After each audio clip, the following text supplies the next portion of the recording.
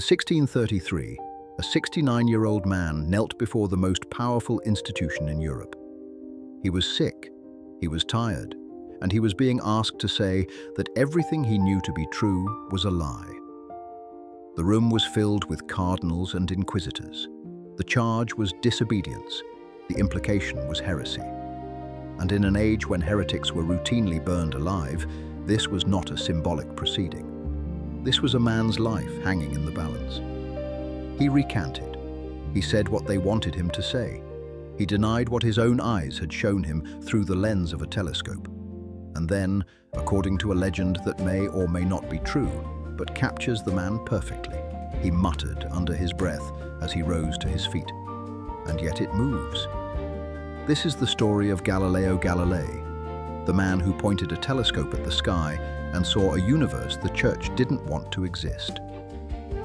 Galileo was born in Pisa on February 15, 1564, into a family that was educated but far from wealthy. His father, Vincenzo Galilei, was a musician and merchant with a sharp, questioning mind. His mother, Giulia Ammannati, was by most accounts a difficult woman. The family eventually moved to Florence, where the young Galileo attended a Jesuit monastic school. He was bright, restless, and clearly drawn to intellectual life. At 15, he became a novice, seemingly headed for the church. But his father pulled him out, unwilling to see his son disappear into monastic life. In 1581, Galileo enrolled at the University of Pisa to study medicine. It didn't last. He found the subject dull and quickly earned a reputation as argumentative and difficult. What did catch his attention was mathematics. Something about the precision of it, the clarity, the way numbers could describe the physical world hooked him completely. He left the university in 1585 without finishing his degree and returned to Florence to teach. After his father's death in 1592, Galileo moved to Padua, where he took up a teaching position and settled into a comfortable, if unconventional, life. He invented a military compass. He had a mistress, Marina Gamba, with whom he fathered several children outside of marriage, much to the horror of his aging mother. He was brilliant, productive, and thoroughly unconcerned with the opinions of polite society. His early work, a treatise called De Motu, dealt with the physics of motion and already showed the direction his mind was heading. At the time, the reigning authority on how objects moved was Aristotle, and Aristotle's explanation was, to put it gently, flawed. According to Aristotelian physics, an object in motion needed a constant force pushing it along. A thrown ball, for instance, was supposedly propelled by the air rushing in behind it to keep it going. Galileo wasn't buying it. He had likely been influenced by military engineers who worked with cannons and ballistics, men who had noticed something Aristotle's theory couldn't explain. A cannonball in flight doesn't travel in a straight line. It curves downward toward the Earth. Galileo took this observation and ran with it. He experimented with balls rolling across tables and falling off edges, measuring, timing, repeating. And he discovered something fundamental. Projectiles follow a curved trajectory, a parabola, and he could describe that curve with a mathematical formula. This was more than just a clever finding. This was a new way of understanding the physical world, not through philosophical argument, not through appeals to ancient authority, but through observation, experiment, and mathematics. Galileo, deeply influenced by Archimedes, was building something the medieval world had never truly had, a science grounded in evidence. But the discovery that would change his life, and the history of science, came in 1609. That year, Galileo heard about an invention from the Netherlands, a device that used lenses to make distant objects appear closer. A telescope. He didn't just buy one, he built his own, improving the design until it magnified objects 1,000 times beyond what the naked eye could see. And then he pointed it at the sky. What he saw shattered 14 centuries of cosmological certainty. He looked at the moon first. According to the old Ptolemaic model of the cosmos, celestial bodies were perfect. smooth, unblemished spheres reflecting divine order. But through his telescope, Galileo saw something very different. The moon's surface was rough, jagged, covered with mountains, valleys, and what he believed might be seas. It wasn't perfect. It was a world. A real, physical, imperfect world, not unlike our own. He turned the telescope further outward. The Milky Way, that faint band of light stretching across the night sky, resolved into something staggering. Thousands upon thousands of individual stars, far more than anyone had imagined. The universe was suddenly overwhelmingly larger than the old cosmology had allowed. And then came the discovery that would put him on a collision course with the most powerful institution on Earth. Watching Jupiter night after night, Galileo noticed 4 small objects near the planet. They moved. They changed position from one evening to the next. They weren't stars, they were satellites, moons orbiting Jupiter. Think about what that meant. For over 1,000 years, the Church had taught that everything in the heavens revolved around the Earth. The Earth was the center. The Earth was fixed. The Earth was special. And here was Galileo, looking through a tube of glass and lenses, watching 4 objects clearly, undeniably orbiting something other than the Earth. It was Copernicus's heliocentric model in miniature, visible to anyone willing to look through the eyepiece. In 1610, Galileo published his findings in a small book called Sidereus Nuncius, the Starry Messenger. The effect was explosive. Scholars across Europe bought it, read it, debated it. Within 5 years, a Chinese edition appeared, translated by a Jesuit missionary. One historian later described it as probably the most important work of science popularization ever written, and simultaneously a masterpiece of subtle propaganda for the heliocentric system. Galileo was suddenly famous, and fame, in the 17th century, was a double-edged instrument. At first, things went well. In 1611, the Pope himself granted Galileo an audience, and the meeting was warm and encouraging. Galileo secured the patronage of Cosimo II, the Grand Duke of Tuscany, who had been his student and now appointed him as chief mathematician and philosopher of the court. It was a prestigious position, offering both financial security and intellectual freedom.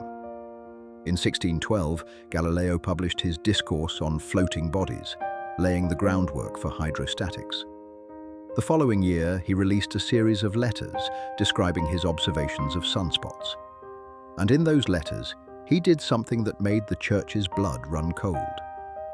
He explicitly stated his agreement with Copernicus. The Earth moves around the Sun, not the other way around. He also formulated for the first time the principle of inertia. An object in motion stays in motion unless something stops it. No invisible force of air pushing it from behind. No divine hand keeping the planet spinning. Just motion, continuing on its own, governed by laws that could be measured and described. The clerical authorities were not pleased. In 1616, Galileo traveled to Rome, where he was formally warned not to teach or promote the Copernican model. An official decree had been issued against it. But Galileo noticed something important. He had not been personally accused of heresy. He took this as a sign that the situation was manageable, that he could navigate it, that with the right patrons, the right words, the right timing, he could continue his work. He was wrong, but it would take 17 years for that to become clear. In 1623, a new pope took the throne, Urban VIII, formerly Maffeo Barberini. Galileo knew him personally. Barberini had been among his early supporters. Galileo was hopeful.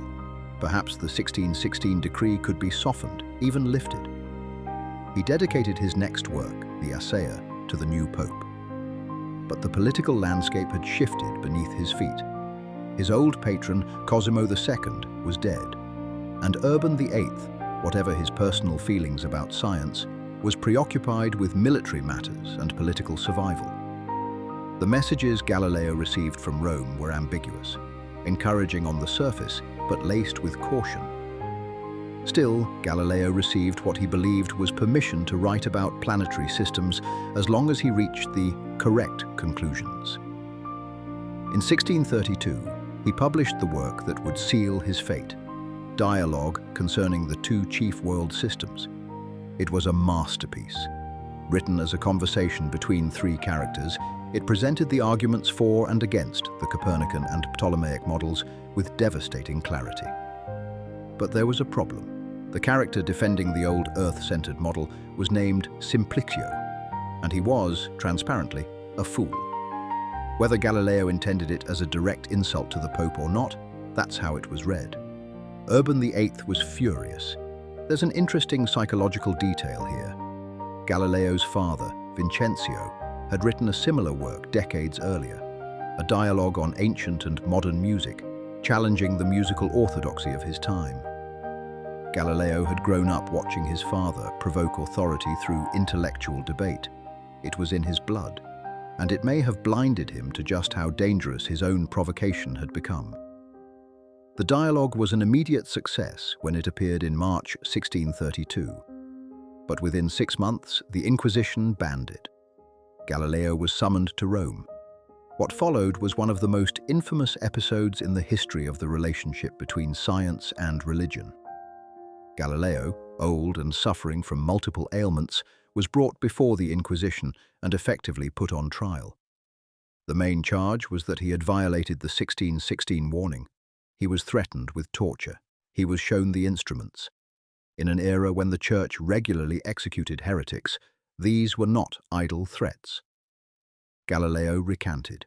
He publicly declared that the Earth did not move, that Copernicus was wrong, that the Church's teaching was correct. The Church banned the dialogue and burned remaining copies. Galileo was publicly disgraced in an elaborate ceremony designed to humiliate him. But they stopped short of killing him.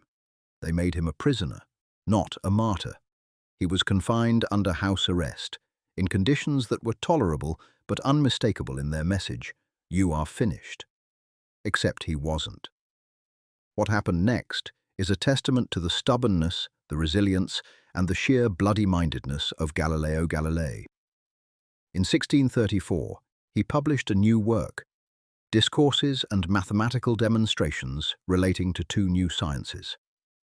It appeared in London, safely beyond the reach of the Inquisition.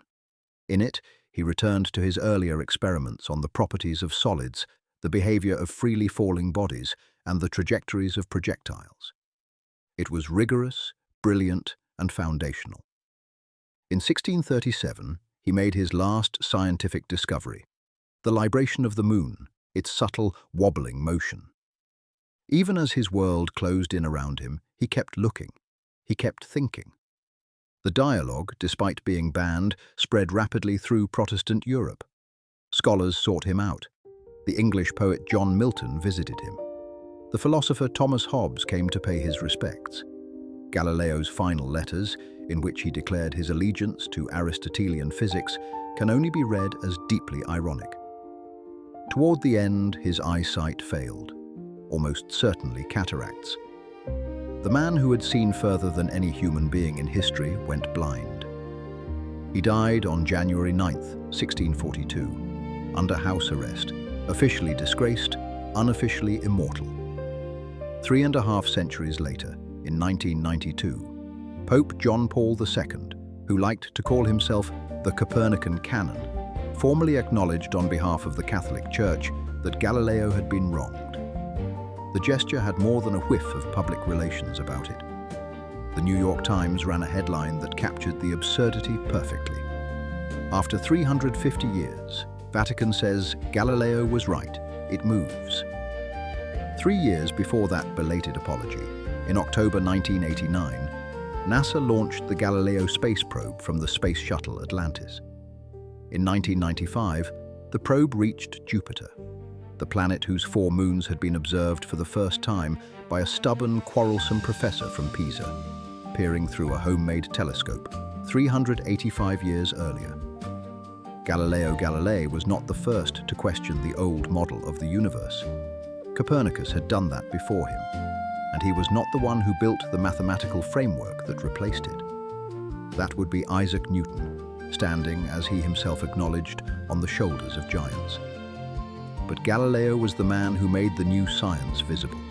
He took abstract theories and turned them into observations anyone could verify. He took the telescope and aimed it, not just at the sky, but at the foundations of everything the medieval world believed. And when the most powerful institution on Earth told him to stop, he kept going. Not because he was reckless, not because he didn't understand the danger, but because he had looked through that lens, and he had seen the truth. And once you've seen it, you cannot pretend you haven't. That was Galileo Galilei,